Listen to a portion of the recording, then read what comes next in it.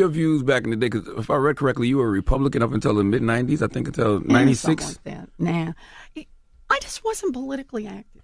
I So didn't grow up. you weren't a Republican? No, I was registered. Okay.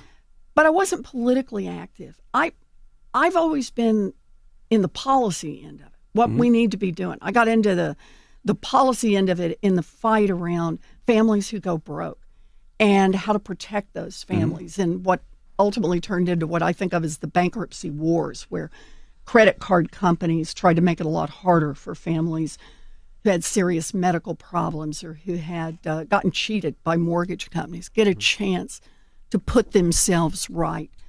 So what made you registered Republican back then? Because that's the Reagan years, that's the war on drugs. Like I said, I just wasn't politically active, one way or the other. But I'll tell you, when I got into the fight on bankruptcy, and I looked around and realized that all of the Republicans lined up with the credit card companies, and shoot, half the Democrats did. But the only folks who were willing to stand and fight were folks like Paul Wellstone and Ted Kennedy.